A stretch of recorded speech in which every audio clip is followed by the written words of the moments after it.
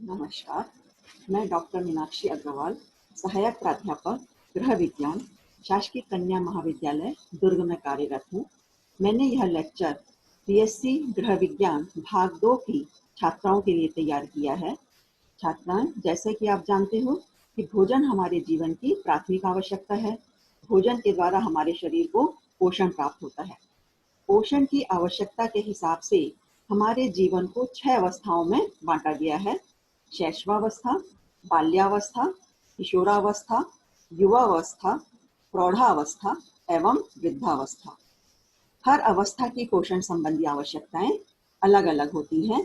एक व्यक्ति के लिए जो भोजन संतुलित हो सकता है, वही भोजन दूसरे व्यक्ति के लिए या दूसरी अवस्था के व्यक्ति के लिए असंतुलित हो सकता है और उसके शरीर में कई प्रकार की बीमारियों को जन्म दे सकता है।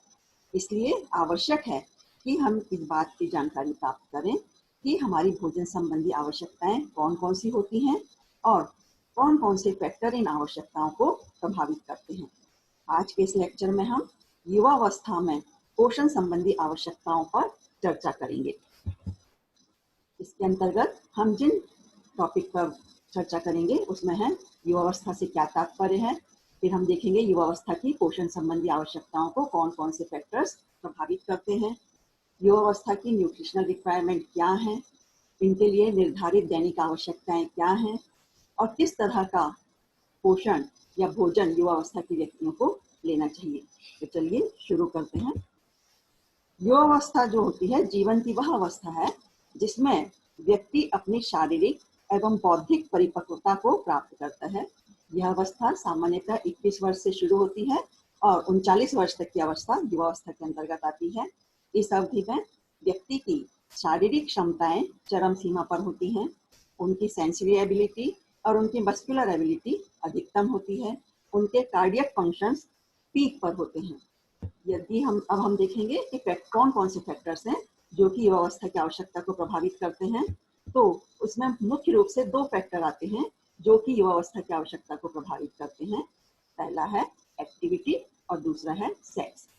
एक्टिविटी से अभिप्राय है कि किसी भी क्रिया को करने के लिए उसमें कितना शारीरिक श्रम आवश्यक होता है। शारीरिक श्रम के आधार पर एक्टिविटी को 3 भागों में बांटा गया है: सेडेंट्री एक्टिविटी, मॉडरेट एक्टिविटी और हैवी एक्टिविटी। सेडेंट्री एक्टिविटी से तात्पर्य है जिस कार्य को करने में हमें हल्का श्रम करना पड़ता है। मध्यम मॉडरेट एक्टिविटी से मतलब है जिसमें हमें मध्यम श्रम करना पड़ता है और हैवी एक्टिविटी से अभिप्राय है जिसमें हमें अधिक शारीरिक श्रम करना पड़ता है। तो हल्का श्रम करने वाले के अंतर्गत शिक्षक, दर्जी, नाई, पुजारी, चपरासी, पोस्टमैन, अफसर, मोची, क्लर्क और सेवानिवृत्त व्यक्ति आते हैं। मध्यम श्रम करने वालों के अंतर्गत मिस्त्री, किसान, बढ़ई, औद्योगिक श्रमिक, टोकरी बनाने वाले, कुम्हार, सुनार और घर में काम करने वाली मेड्स आती हैं।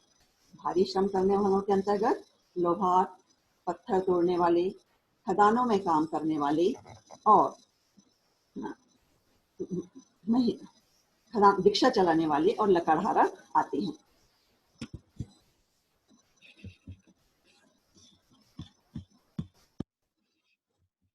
यदि हम सेक्स के बाद देखें तो महिला और पुरुष ये 2 इसके अंतर्गत वर्गीकृत किए गए हैं और ये देखा गया है कि पुरुषों की जो पोषण संबंधी आवश्यकताएं हैं समान एक्टिविटी करने वाली महिलाओं की तुलना में अधिक होती हैं।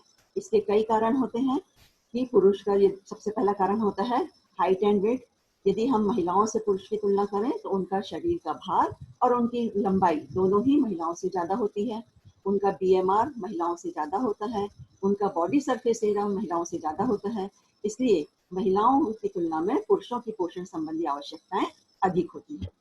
अब हम देखेंगे कि कौन कौन सी न्यूट्रिशनल रिक्वायरमेंट होती हैं एडल्ट व्यक्ति की।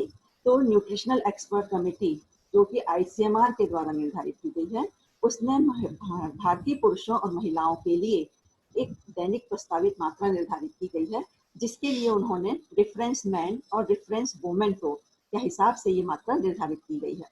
ये रेफरेंस मैन और वुमेन क्या होते हैं तो हम देखेंगे कि रेफरेंस मेल से तात्पर्य है कि उसकी एज 21 से 39 वर्ष के बीच हो, उसकी हाइट 1.73 मीटर हो, उसका वेट 60 केजी हो, उसके शरीर का BMI 20.3 हो और उसकी हेल्थ मतलब वो किसी प्रकार की डिजीज उसके शरीर में ना हो और वह शारीरिक कार्य करने के लिए सक्षम हो। इसी तरह से यदि हम रेफरेंस वुमेन का देखें तो उसकी उम्र 21 से 39 वर्ष के बीच होनी चाहिए, उसकी हाइट 1.61 मीटर होनी चाहिए, वेट 55 केजी होना चाहिए, उसका BMI 21.2 होना चाहिए और वह प्रेग्नेंट ना हो, लैक्टेटिंग वुमेन ना हो, किसी प्रकार की उसके शरीर में बीमारी ना हो और वह शारीरिक कार्य करने के लिए सक्षम हो। इसके अलावा दोनों ही जो हैं 8 घंटे अपने को ऑक्यूपेशनल वर्क में एंगेज रखते हो और जब ऑक्यूपेशनल वर्क ना कर रहे हो तो 8 घंटे आराम करते हो, 4 से 6 घंटे बैठकर या हल्का सिटिंग का कार्य करते हो, 2 घंटे वॉकिंग या हल्का गृह कार्य करते हो।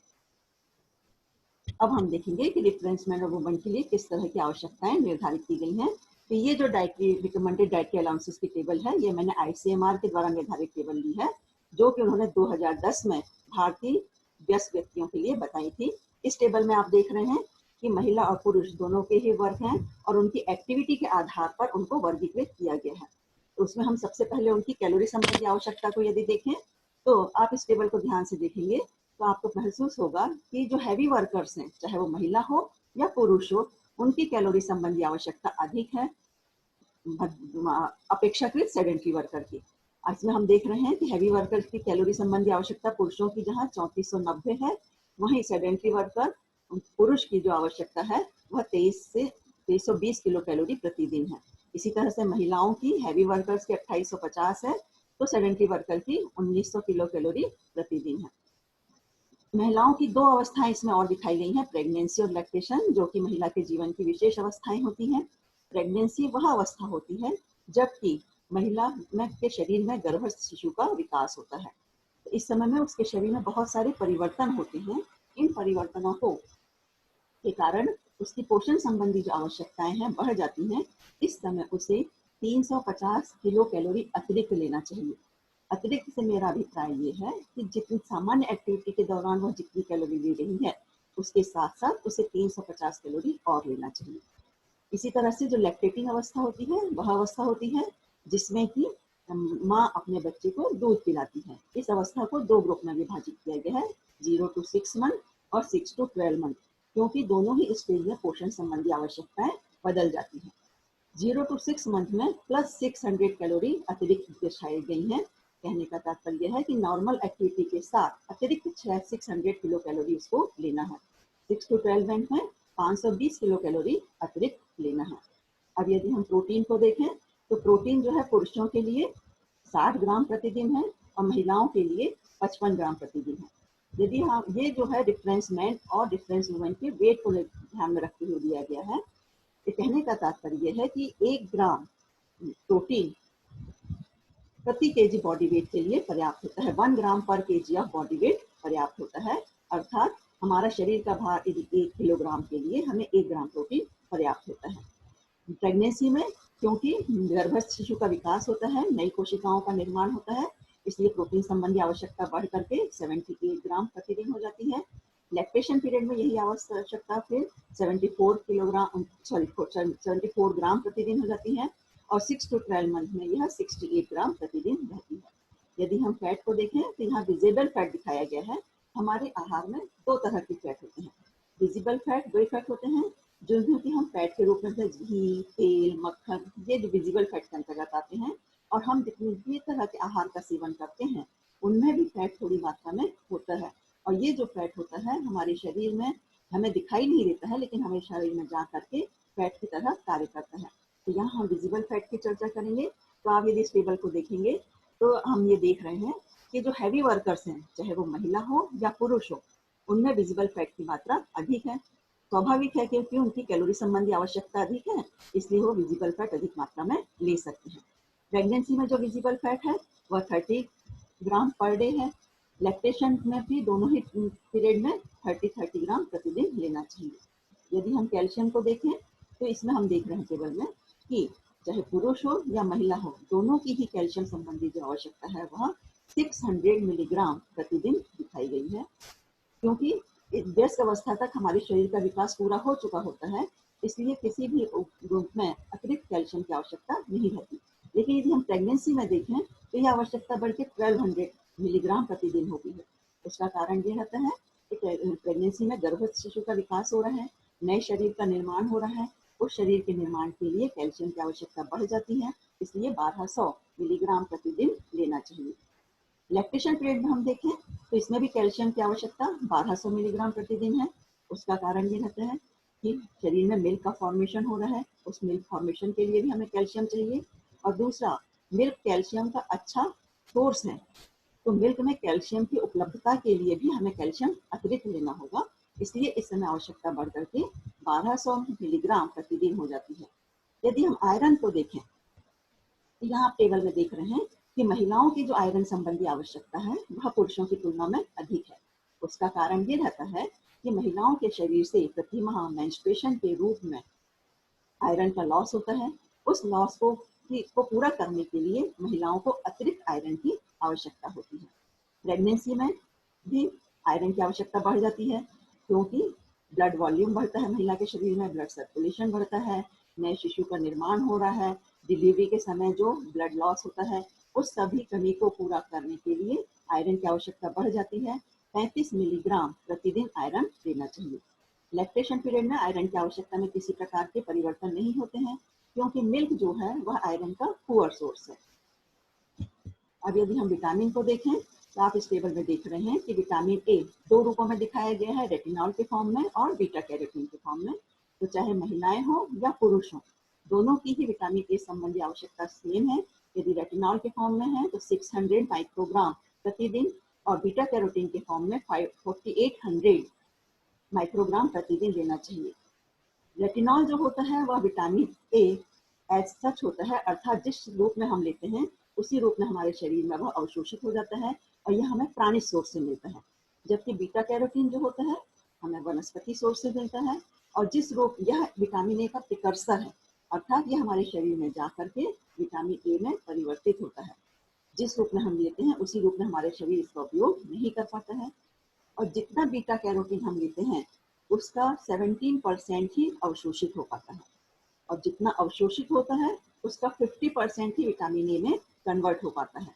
इसलिए आवश्यक है कि यदि बीटा कैरोटीन के रूप में हम विटामिन ए ले रहे हैं तो हमें अधिक मात्रा में लेना होगा। प्रेगनेंसी में विटामिन ए की मात्रा बढ़ जाती है, रेटिनॉल के फॉर्म में 800 माइक्रोग्राम और बीटा कैरोटीन के फॉर्म में 6400 माइक्रोग्राम रहती है। लैक्टेशन पीरियड में भी विटामिन ए की मात्रा बढ़ जाती है। लैक्टेटिंग लेडी को 950 माइक्रोग्राम रेटिनॉल के फॉर्म में या 76 माइक्रोग्राम बीटा कैरोटीन के फॉर्म में लेना चाहिए। अब हम देखेंगे थायमिन के बारे में। तो बच्चों यहाँ आप जो टेबल देख रहे हो इसमें आप देख रहे हैं कि जो थायमिन की रिक्वायरमेंट है वो हैवी वर्कर्स की ज्यादा है। उसका कारण चाहे वो महिला हो या पुरुष है, उसका कारण यह होता है कि थायमिन की जो आवश्यकता होती है कैलोरी के हिसाब से निर्धारित की जाती है। 0.5 मिलीग्राम पर 1000 कैलोरी आवश्यक होता है। इसीलिए जो हैवी वर्कर्स हैं उनकी थायमिन संबंधी आवश्यकता अधिक है सेडेंटरी वर्कर और मॉडरेट वर्कर की तुलना में। प्रेगनेंसी में यह जो आवश्यकता है, क्योंकि हमारी प्रेगनेंसी में कैलोरी संबंधी आवश्यकता बढ़ जाती है, इसलिए अतिरिक्त 0.2 मिलीग्राम थायमीन हमको लेना चाहिए। लैक्टेशन पीरियड में 0.3 मिलीग्राम थायमीन अतिरिक्त आवश्यक होता है और 6 to 12 मंथ में 0.2 मिलीग्राम अतिरिक्त थायमीन की आवश्यकता होती है। अब यदि हम राइबोफ्लेविन विटामिन B2 देखें तो इसकी आवश्यकता भी हमारी कैलोरी संबंधी आवश्यकता पर निर्भर करती है। 0.6 मिलीग्राम प्रति 1000 कैलोरी विटामिन B2 की आवश्यकता होती है। इसीलिए हैवी वर्कर्स हैं, चाहे वो महिला हो या पुरुष हो, उनकी विटामिन B2 संबंधी आवश्यकता अधिक है। प्रेगनेंसी में यह आवश्यकता 0.3 मिलीग्राम अतिरिक्त रहती है। लैक्टेशन पीरियड में 0 to 6 मंथ में 0.4 मिलीग्राम अतिरिक्त रहती है और 6 to 12 मंथ में 0.3 मिलीग्राम अतिरिक्त आवश्यकता होती है। नियासिन यदि देखें विटामिन B3 तो इसकी आवश्यकता भी हमारी कैलोरी संबंधी आवश्यकता के अनुसार निर्धारित होती है। 6.6 मिलीग्राम पर 1000 कैलोरी विटामिन सी की आवश्यकता होती है। इसीलिए हैवी वर्कर्स की विटामिन B3 की आवश्यकता अधिक है। प्रेगनेंसी में आवश्यकता अतिरिक्त हो जाती है। 2 मिलीग्राम अतिरिक्त विटामिन B3 की आवश्यकता होती है। लैक्टेशन के 0 to 6 मंथ में 4 मिलीग्राम अतिरिक्त आवश्यकता होती है और 6 to 12 मंथ में 3 मिलीग्राम विटामिन B3 की अतिरिक्त आवश्यकता होती है। अब यदि एस्कॉर्बिक एसिड को हम देखें तो चाहे महिला हो या पुरुष हो, दोनों को ही 40 मिलीग्राम एस्कॉर्बिक एसिड अर्थात विटामिन सी प्रतिदिन आवश्यक होता है। प्रेगनेंसी में विटामिन सी की आवश्यकता बढ़ जाती है, 60 मिलीग्राम हो जाती है, और लैक्टेशन में यह आवश्यकता और बढ़ के 80 मिलीग्राम प्रतिदिन हो जाती है। अब हम ये देखेंगे कि व्यस्त व्यक्ति को किस तरह का आहार अपने डाइट में शामिल करना चाहिए। तो जैसा कि हमने देखा कि हैवी वर्कर्स की कैलोरी संबंधी आवश्यकता सबसे ज़्यादा होती है, इसलिए जो हैवी वर्कर्स होते हैं वो उनको अपने फूड में कार्बोहाइड्रेट और फैट रिच फूड शामिल कर सकते हैं। मतलब हाई एनर्जी देने वाले फूड को वो शामिल कर सकते हैं, लेकिन इसका मतलब ये नहीं है कि उन्हें प्रोटीन और कार्बोहाइड्रेट, विटामिन और मिनरल की डाइट नहीं लेना है। मतलब कार्बोहाइड्रेट और फैट रिच फूड के साथ साथ प्रोटीन की भी आवश्यकता लेना चाहिए। सेडेंटरी वर्कर को क्योंकि कैलोरी संबंधी आवश्यकता कम होती है, इसलिए उनके आहार में प्रोटीन की मात्रा अधिक होनी चाहिए, कार्बोहाइड्रेट और फैट रिच फूड कंपैरेटिवली कम होना चाहिए। यदि हम इनकम ग्रुप के हिसाब से देखें तो जो पूरा इनकम ग्रुप के व्यक्ति हैं वह सीजनल मौसमी फल और सब्जियों का उपयोग करके अपनी पोषण संबंधी आवश्यकता को पूरा कर सकते हैं। लो कॉस्ट फूड को, जो कम कीमत वाले भोजन को अपने आहार में समावेश करके संपूर्ण आहार प्राप्त कर सकते हैं। यदि हम वुमेन के लिए देखें तो क्योंकि वुमेन में आयरन संबंधी आवश्यकता विशेष रूप से ज्यादा होती है, इसलिए वुमेन्स को अपने आहार में लीफी वेजिटेबल और आयरन रिच फूड जो होती है वह अधिक मात्रा में लेना चाहिए। इस पिरामिड के द्वारा यह दिखाया गया है कि किस तरह से अपने आहार में भोज्य पदार्थों को शामिल करना चाहिए। इसमें आप देख रहे हैं सबसे नीचे की ओर ग्रेन्स दिखाए गए हैं, अर्थात व्यस्त व्यक्ति के आहार में सबसे अधिक मात्रा अनाजों की होनी चाहिए। उसके बाद वेजिटेबल और फ्रूट्स की होनी चाहिए, मिल्क और मिल्क प्रोडक्ट की होनी चाहिए, साथ ही साथ फैट्स और शुगर और आयरन रिच फूड की मात्रा सबसे कम होनी चाहिए। यदि व्यक्ति इस तरह के अपनी आवश्यकता को लेंगे तो अपने आहार को लेंगे तो निश्चय ही वो स्वस्थ रहेंगे और एक स्वस्थ जीवन यापन